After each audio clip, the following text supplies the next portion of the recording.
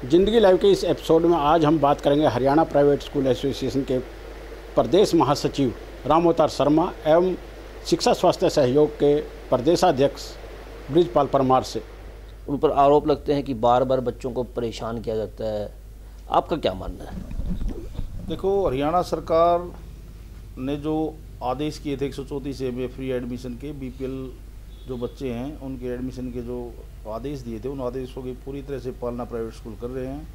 पिछले दिनों तो हमने हेल्प डेस्क भी लगाई, 5000 के करीब अपने बच्चों के फार्म भरे और खुद मैं जाके उन बच्चों का एडमिशन स्कूलों में जाके खुद करवाने वाला हूँ। कोई भी ऐसा पेरेंट्स नहीं है जो संतुष्ट नहीं है प्राइवेट स्कूलों से। हमारे जितने बच्चे हमारे स्कूलों में पढ़ रहे हैं, चाहे वो बीपीएल का है, चाहे वो किसी अच्छे परिवार का है, चाहे वो गरीब परिवार का, सबको समान शिक्षा है, उनको समान रूप से देखा जाता है और समान रूप से उनको शिक्षा दी जाती है। सर, स्वास्थ्य शिक्षा सहयोग संगठन जो कि भिवानी में काफ़ी रूप से चल रहा है, उनका हर बार यही आरोप होता है कि जो प्राइवेट स्कूल हैं वो दाखिला नहीं देते, काफ़ी परेशानियां जो है बच्चों के साथ होती हैं, बीच में काफ़ी शिकायतें भी जो है उनके द्वारा की जाती हैं, प्रशासन को भी, सरकार को भी। तो आप क्या मानते हैं, जो आप पे आरोप लगते हैं उन आरोपों का कितना सही मानते हैं आप? देखो, आरोप पूरी तरह से निराधार हैं और मैं शिक्षा सहयोग संगठन के जो भी करता धरता है उनको एक सुझाव देना चाहूँगा कि वो कोई अच्छा सा स्कूल खोल के कोई अच्छा काम करें। अगर वो समाज का हित चाहते हैं, बच्चों का विकास चाहते हैं और पेरेंट्स की मदद करना चाहते हैं, तो वो अपना कोई संगठन की तरफ से एक अच्छा सा स्कूल खोलें और बच्चों को शिक्षा देने का काम करें, युवाओं को रोज़गार देने का काम करें। हमारे स्कूलों में, प्राइवेट स्कूलों में लाखों युवा रोज़गार पा रहे हैं, लाखों लोगों को हमने परिवार चला रखे हैं। 4th क्लास लगा लो, हमारे टीचर लगा लो हमारे। तो इस प्रकार से हम रोज़गार देने का भी काम करते हैं और बच्चे का सर्वांगीण विकास करने का भी काम करते हैं। मेरी उन साथियों से मेरा आग्रह है कि वो इस प्रकार का कोई प्रैक्टिकल काम करें ना, सामाजिक काम करें, और ताकि अच्छा भी लगे, हमें भी अच्छा लगे। रावता जी, एक सबसे बड़ी बात आती है कि जब जब दाखिले होते हैं मोटी फ़ीस जो है अभिभावकों से ली जाती है। न केवल फ़ीस बल्कि कहा जाता है कि किताबें भी यहीं से ली जाएँ, ड्रेस भी यहीं से ली जाए, और भी अन्य जो भी खर्चे होते हैं वो भी अभिभावकों पर थोप दिए जाते हैं कि स्कूल से ही लेने हैं, और वो भी बड़े महंगे दामों पर उनको मिलती है। दीपक जी, 3 प्रकार के स्कूल हैं।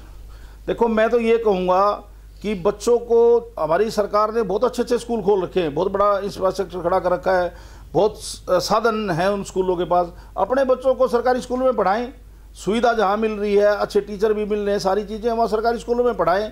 दूसरी बात, अगर प्राइवेट स्कूलों में बच्चा पढ़ेगा तो 3 प्रकार के स्कूल हैं। एक स्कूल ऐसा है जो 100 रुपये में भी बच्चे को पढ़ाता है। एक स्कूल थोड़ी सी बड़ी ज़्यादा फीस लेता है, वो ज़्यादा फीस लेता है, उस प्रकार की सुविधा उस फीस से ही वो सुविधा बच्चों को दी जाती है। आप चाहते हो कि हमारा बच्चा एसी गाड़ी में जाए तो पैसा तो लगेगा, आप चाहते हो हमारा एसी बिल्डिंग में बैठे तो फीस तो देनी पड़ेगी। किसने कहा, मजबूर किसने किया, बाध्य किसने किया पेरेंट्स को कि हमारे इन स्कूलों में जाओ? आप जो हमारे कम फीस के स्कूल है उनमें बच्चों को पढ़ाओ, कोई समस्या ही नहीं रहेगी।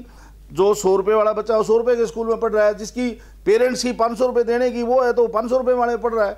किसी ने बाध्य नहीं किया है, जहाँ मर्जी जिस मर्जी स्कूल में जाए। और हमारे गवर्नमेंट स्कूल के दरवाजे खुले हैं ना, ऐसे बच्चे जो पढ़ना भी चाहते हैं। एक बात बताओ, हम ये संगठन से मैं एक बात पूछना चाहता हूँ, क्या वो नहीं इस बात को मानता नहीं क्या कि जो ये सरकारी स्कूल है, इतने बड़ा इसमें स्टाफ है, इतनी सुविधाएँ दे रखी हैं, तो वो सरकारी स्कूलों में उन बच्चों को भेजे। प्रदेश महासचिव ने आरोप लगाया कि जो स्कूल हैं वो अपनी मनमानी तो नहीं करते, लेकिन जो प्राइवेट संगठन है, उन्होंने एक संगठन पर आरोप लगाया कि उनके जो प्रतिशत वो मनमानी कर रहे हैं, उन पर बेवजह दबाव लगा रहे हैं। तो उसके आरोपों को सिद्ध करने के लिए हमारे साथ ब्रिजपाल परमार भी मौजूद हैं। उनसे जानेंगे कि जो उन्होंने आरोप लगाए हैं उनमें कितनी सच्चाई है। मैं प्राइवेट एसोसिएशन के नेता एक बात कहना चाहता हूं कि मेरे पास ऐसे ऐसे सबूत हैं जो प्राइवेट स्कूल एसोसिएट, जो प्राइवेट निजी स्कूल हैं, वो अभिभावकों को किस तरह लूट रहे हैं। जिन स्कूलों के पास करोड़ों रुपए प्रॉफिट होने के बाद भी हर साल फीस बढ़ा रहे हैं, क्योंकि मेरे पास सबूत, और 2-2 करोड़ रुपया स्कूल का पैसा ट्रांसफ़र कर रहे हैं इधर से उधर। सबूत होने के बावजूद भी हमने काफ़ी शिकायतें की हैं सरकार से। मैं इनसे यही कहना चाहता हूँ, उन स्कूलों को देखें जिन्हें करोड़ों रुपया प्रॉफिट कमा रहे हैं, उनके खिलाफ एक्शन क्यों नहीं लेते? क्योंकि इन सब की मिलीभगत होती है, इसलिए प्राइवेट स्कूलों पर कोई एक्शन नहीं होता, ना सरकार लेती, ना कोई मंत्री लेता, ना प्राइवेट एसोसिएशन के जो निजी स्कूलों के अध्यक्ष हैं वो लेते हैं। मैं 70 करोड़ रुपए के प्रॉफिट दिखा सकता हूँ प्राइवेट स्कूलों के खिलाफ। एक एक्ट है 1995 में हरियाणा सरकार की बजलाल सरकार ने बनाया था, जो कि आज 24 साल के बाद अभी वो आदेश लागू करवाया है सरकार के पीछे पड़ के, अधिकारियों के पीछे पड़ के। क्यों ये सोए हुए हैं प्राइवेट एसोसिएशन के जो अध्यक्ष है, जो भी है, ये क्यों सोए हुए हैं? क्यों नहीं अभिभावकों की मदद करते हैं?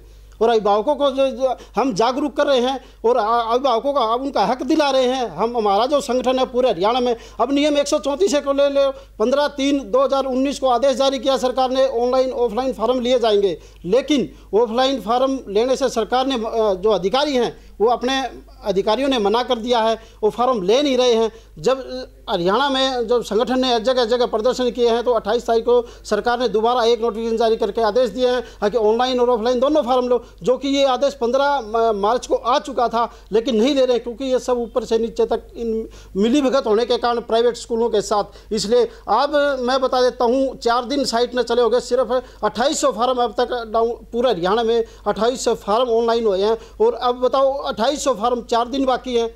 सरकार ने सिर्फ 8 दिन का टाइम दिया है। 8 दिन में तो इनकम सर्टिफिकेट जो सिटीजन चार्टर हरियाणा सरकार का 8 दिन में इनकम सर्टिफिकेट बन के आता है। सरकार ने फार्म ऑनलाइन करने का सिर्फ 8 दिन का टाइम दिया है। इसको क्या दर्शाएंगे आप? ये प्राइवेट स्कूलों से मिली भगत होने के कारण इसमें सारे मंत्री भी मिले हुए हैं, संतरी भी मिले हुए हैं, जो कि गरीब आदमी को लाभ नहीं देना चाहते।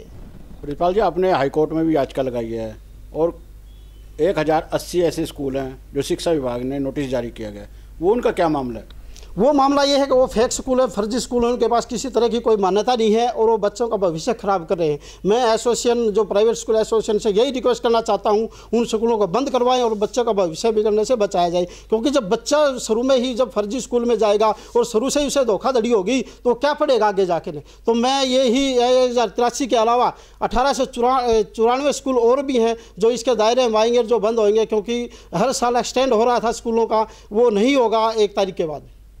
रामदार जी, आप कह रहे हैं कि जो शिक्षा विभाग ने जो लिस्ट जारी की है वो बिल्कुल गलत है, ऐसा कोई भी स्कूल नहीं है जो फर्जी है। देखो कृष्ण जी, पहले तो मैं एक बात कहना चाहूँगा कि क्या कौन फर्जी है, किसको मान्यता है, ये देखना सरकार का काम है। सरकार देखेगी, सरकार उसके खिलाफ कोई एक्शन लेगी।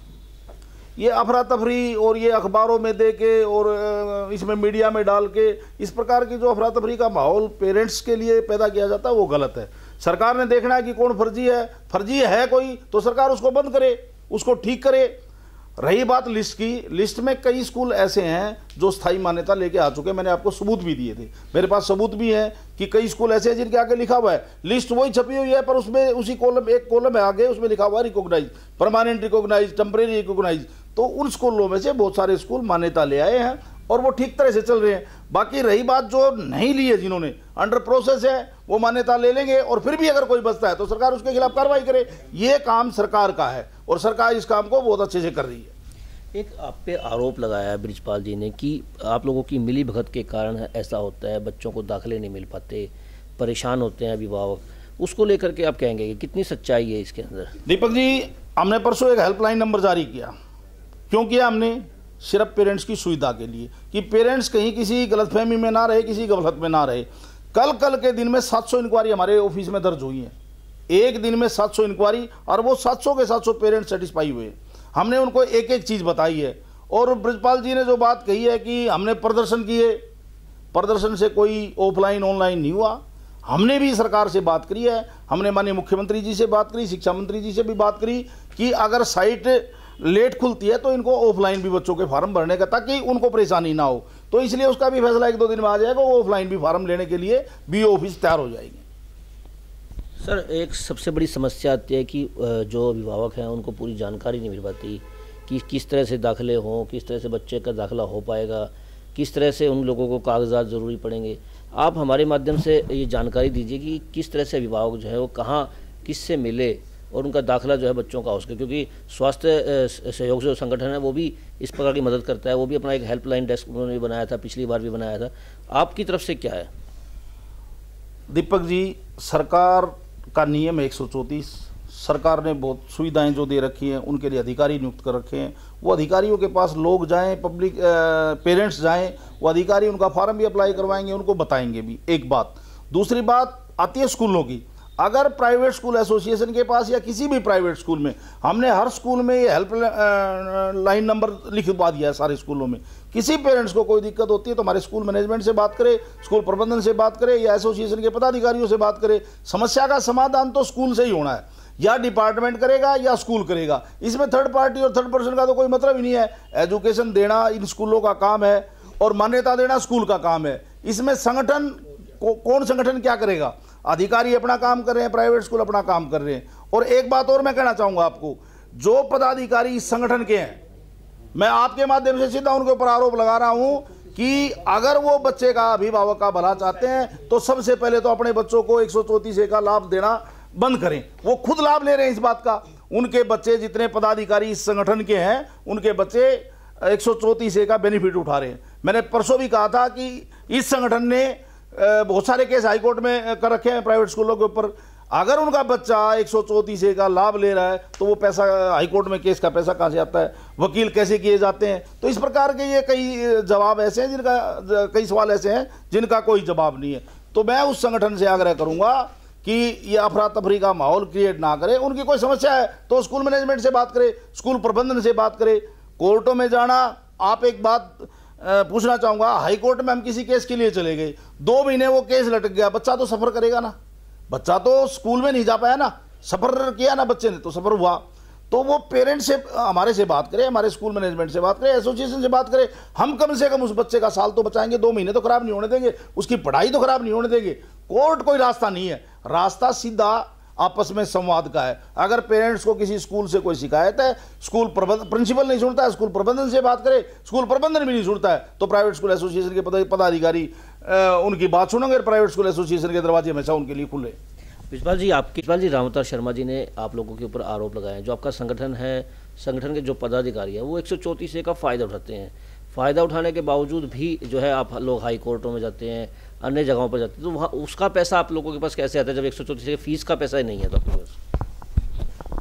ऐसा है कि जो प्राइवेट एसोसिएशन के जो अध्यक्ष आरोप लगा रहे हैं वो बिल्कुल निराधार है, क्योंकि इन्होंने हमारी काफ़ी, सरकार इनकी है, अधिकारी इनके हैं, जांच क्यों नहीं करवाते? जांच करवा के जेल में क्यों नहीं डालते? अगर किसी ने गलत किया था, वो भी संगठन ने ही कार्य किया है। हरियाणा के जितने भी EVS सर्टिफिकेट, इनकम सर्टिफिकेट बनाए जा रहे हैं, उनकी जांच शुरू हो चुकी है और हमने ये आदेश लेके आए हैं स्टेट कमीशन से, और स्टेट कमीशन ने आदेश किए से मैं उसकी ऑर्डर की कॉपी दे सकता हूँ। और जितने भी हरियाणा में EVS सर्टिफिकेट बने से उनकी जाँच की जाए और जो दोषी उसके खिलाफ कार्रवाई की जाए। क्यों नहीं करते? ये सरकार इनकी है, नेता इनके, अधिकारी इनके, क्यों नहीं जाँच करवाते? अगर कोई गलत अभिभावक या जो भी चीफ प्रदेश का कोई एसोसिएशन का अधिकारी हो, चाहे संगठन का अधिकारी हो, उसके खिलाफ कार्रवाई क्यों नहीं करते? ये कहना आसान है लेकिन इनके बस की बात नहीं है। ये बिल्कुल अपने प्राइवेट स्कूलों की मदद करते हैं, अभिभावकों की मदद नहीं करते। करोड़ों रुपये प्रॉफिट में स्कूल हैं, क्यों नहीं एक्शन लेते हैं उन स्कूलों के खिलाफ?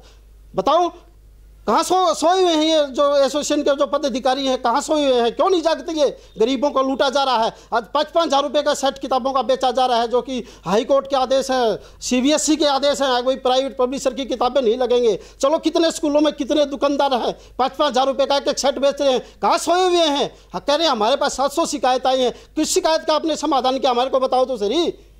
अभिभावक रोते फिर रहे हैं, जी मेरे को 4,000 रुपये का किताबों का सेट आया है, क्यों नहीं रोक लगाते हैं? NCERT की किताबों के आदेश हैं, उस पर ये क्या कर रहे हैं? रही फर्जी स्कूलों वाली बात, सरकार तो कभी फर्जी स्कूल बंद नहीं करवाएगी, ये संगठन ही इन फर्जी स्कूलों को बंद करवाएगा। और जब तक बंद नहीं होंगे फर्जी स्कूल, किसी भी स्कूल को नहीं छोड़ा जाएगा। जो किसी नेता का स्कूल हो, जो किसी पदाधिकारी का स्कूल और निजी स्कूल के जो अध्यक्ष उनके स्कूल हो, छोड़ा नहीं जाएगा। जो भी स्कूल गलत काम करेगा, नियम पूरे नहीं करेगा, उसके खिलाफ संगठन हाईकोर्ट में भी कार्रवाई करेगा और लोकल स्तर पर भी कार्रवाई करेगा। रही बात हमारे हाई कोर्ट की, हमारे हाई कोर्ट में बिल्कुल जो हमारे वकील हैं, हमारे 5-6 वकील हैं जो फ्री में हमारा काम कर रहे हैं, क्योंकि समाज सेवा हम कर रहे हैं। हम कोई अभिभावक हमारे पे आरोप लगा दे, हमने 4 साल हो गए काम करते हुए, किसी से 1 रुपया लेकर हमने किसी का मदद की हो, और हमारे पास हज़ारों शिकायत आती हैं हर दिन। अगर हमारे साथ अब भी हरियाणा से हमारे पास हज़ारों शिकायत आ रही है, अगर हमारा स्कूल ये वाले ये कर रहे हैं, वो कर रहे हैं। अभी गुड़गांव से मेरे पास फ़ोन आया, 7,000 रुपये के एक सेट किताबों का बेचा जा रहा है 5वीं की क्लास का। ये क्यों रोक नहीं लगाते? क्योंकि ये रोक नहीं लगाएंगे। इन्होंने स्कूलों का बिजनेस बना लिया है, शिक्षा के मंदिर को इन्होंने बिजनेस के मंदिर बना लिए हैं और अपना व्यापार कर रहे हैं, ना कि शिक्षा का मंदिर। हमारे साथ मौजूद है पत्रकार इंद्रवेश, जो पूरी डिबेट के बारे में जो पूरी जानकारी है वो देंगे। आइए इनसे भी जानते हैं कि प्राइवेट स्कूल और प्राइवेट जो संगठन है वो कितना जायज़ कर रहे हैं? जी कृष्ण जी, प्राइवेट स्कूलों की बात करें और जो सामाजिक संगठन है उनकी बात करें तो ये एक दूसरे के पूरक कहीं ना कहीं कहे जा सकते हैं।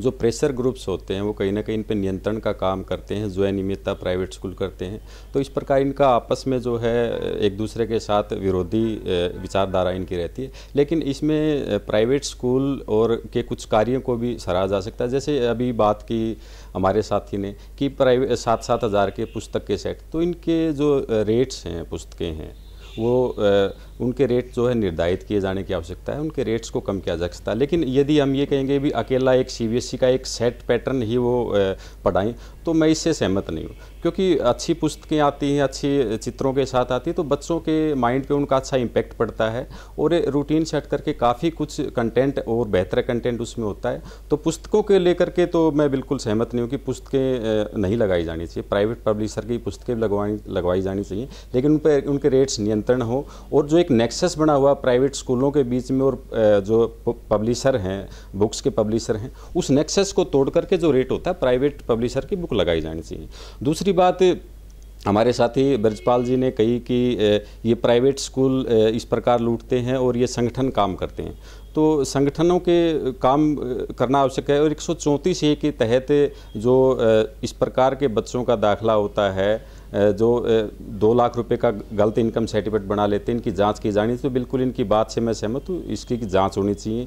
लेकिन कहीं ना कहीं इसमें सरकार का भी जिम्मेवारी नज़र आती है, जो सरकार इस अपनी जिम्मेवारी से हट रही है, क्योंकि सरकार को चाहिए था कि समान शिक्षा पूरे देश में रहे, लेकिन समान शिक्षा की बजाय अब 2 तरह की शिक्षा जो हमारे देश में देखने को मिलती है। एक प्राइवेट की स्कूलों की जो कॉन्वेंट स्कूल तक की हैं, जिनकी फ़ीसें लाखों तक होती हैं, पर ईयर का खर्चा लाखों तक होता है, और एक सरकारी स्कूलों की फीसेज है। उसमें एक चीज़ देखने में आती है, जो प्राइवेट स्कूलों का मेन चीज़, जो अभिभावक क्यों आकर्षित होते हैं प्राइवेट स्कूलों के लिए, तो प्राइवेट स्कूलों में जो बच्चे हैं वो प्रतिभाशाली बच्चे कह सकते हैं, या जो इंटेलिजेंट बच्चे हैं उनको ज़्यादा वो दाखला लेते हैं, उसका बाकायदा एंट्रेंस टेस्ट लेते हैं, उसके आधार पर वो दाखला लेते हैं। तो उसके कारण से जो ठीक बच्चे कह सकते हैं, जिनका शिक्षा का लेवल ठीक है, वो एक जगह हो जाते हैं, तो अन्य अभिभावक भी ये चाहते हैं कि हमारे बच्चे उनके साथ पढ़ पाएँ, इसलिए प्राइवेट स्कूलों की तरफ रुझान बढ़ा है। जबकि बच्चे का सर्वांगीण विकास वहीं होगा जब उससे होशियार बच्चे उसके साथ उस स्कूल में उसके साथ पढ़ते हैं, उससे रद्दी बच्चे ही पढ़ते हैं, उसके समकक्ष बच्चे ही पढ़ते हो। ऐसे में बच्चे का सर्वांगीण विकास होगा। और समान शिक्षा जो है बहुत से देशों में इस प्रकार की है कि आप अपने नज़दीक का कोई भी स्कूल है वहाँ पर आप पढ़ाइए, आपके क्राइटेरिया होगा आप 1 किलोमीटर 2 किलोमीटर में। ऐसे में किसी नेता का बेटा भी वहीं पढ़ेगा और एक आम रिक्शा वाले का बेटा भी वहीं पढ़ेगा, तभी समान शिक्षा होगी और बच्चे का सर्वांगीण विकास हो पाएगा। इस सारे पैटर्न को सरकारी स्कूल कहीं ना कहीं अपना पाते हैं, लेकिन सरकारी स्कूलों में प्राइवेट स्कूलों का जो अट्रैक्शन है उस कारण से सरकारी स्कूलों में हम बच्चे आमतौर पर नहीं भेजते। अब सरकार को इन स्कूलों के ऊपर कहीं ना कहीं अंकुश लगानी चाहिए। तो इसमें सरकार की नीतियों को अभी खामियां कह सकते हैं। आप अकेला इस बीजेपी सरकार की बात नहीं, पिछली सरकारों से ही प्राइवेट स्कूलों को बढ़ावा देने का काम लंबे समय से किया जाता रहा है, और जिसके कारण इन धीरे धीरे जो बच्चे हैं, जो एवरेज बच्चे हैं या होशियार बच्चे हैं, वो बच्चे प्राइवेट स्कूलों की तरफ शिफ्ट हो रहे हैं। लेकिन अब कुछ गवर्नमेंट ने, वर्तमान हरियाणा गवर्नमेंट की प्रशंसा करेंगे कि इन्होंने सरकारी स्कूलों का स्तर फिलहाल सुधारा है। इनका इनरोलमेंट, जो फेक इनरोलमेंट होता था, उसको कम किया है ऑनलाइन माध्यम से, और सरकारी स्कूलों में इनरोलमेंट पहले के मुकाबले बढ़ा भी है। ऐसे में 1000 जो 28 स्कूल आप बता रहे हो, उनको कहीं ना कहीं निरस्तता की बात आती है। तो ये संभव हो पाया इस प्रकार के सामाजिक संगठनों के माध्यम से, जिन्होंने कोर्ट में रिट लगाई। सरकारों का इसमें उसको कोर्ट का जो फैसला था उसको कहीं ना कहीं लागू करने का काम किया है। इन्होंने रिट लगाई और उसका बाकायदा सर्वे हुआ कि किन किन स्कूलों की मान्यता किस किस प्रकार से, क्या क्या नियमितताएं, और उनकी जांच हुई। तो कोर्ट ने जब वो सारे आंकड़े मांगे सरकार से, जब वो आंकड़े दिए गए, तब ये पाया गया कि ये स्कूल प्रॉपर तरीके से नहीं चल रहे हैं। ऐसे में उन स्कूलों को बंद किए जाने की जो है हाईकोर्ट की तरफ से नोटिस निकाला, जिसको विभाग के उच्च अधिकारियों के भी वहाँ पे व्यक्तिगत रूप से कोर्ट में उपस्थित होना पड़ा, जिसके चलते इस प्रकार के स्कूल बंद हो जाएंगे। लेकिन कुछ बेहतर तरह के स्कूल भी हैं जो प्रॉफिटेबल नहीं है, संस्थाओं के माध्यम से चलते हैं प्राइवेट स्कूल, तो इनको हम बेहतर तरीके से कह सकते हैं। तो ये जो प्राइवेट स्कूलों के और अभिभावक संघों की ये लड़ाई है, ये चलती रहेगी और हम उम्मीद हमें ये करनी चाहिए कि सरकारी स्कूलों में हम आम बच्चे वहाँ पर हों, ताकि एक शिक्षा में समानता है। इसलिए गवर्नमेंट को पॉलिसी बदलने की जो आवश्यकता है और फिर से पुनर्विचार करने की आवश्यकता है, मैं यही कहना चाहूँगा। जिंदगी लाइव के इस एपिसोड में आज हमने बात की प्राइवेट स्कूलों की, जिन्होंने अपने अपने तथ्य रखे और सामने आया है कि दोनों अपनी अपनी जगह पर सही हैं, लेकिन कहीं ना कहीं शिक्षा को प्रभावित कर रहे हैं और बच्चों के भविष्य को प्रभावित कर रहे हैं। भिवानी से जिंदगी लाइव के लिए कृष्ण सिंह, दीपक मुटरेजा और इंद्रवेश।